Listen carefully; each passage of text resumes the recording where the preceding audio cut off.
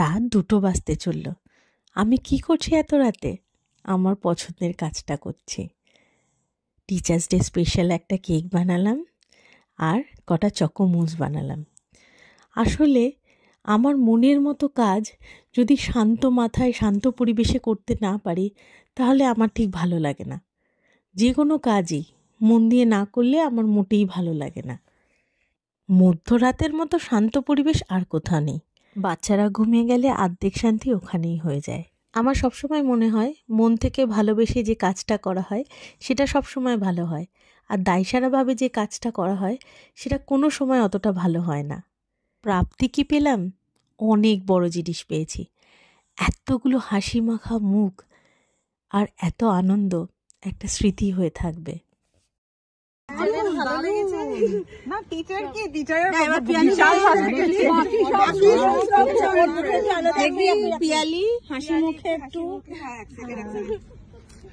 আমাদের গুরু পত্নী, গুরুদেব, দেবী, গুরুমা,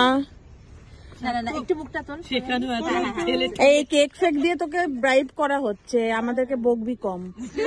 কালকে প্রিয়া এটা কি হলো, দারুণ বানিয়েছিস, দারুণ।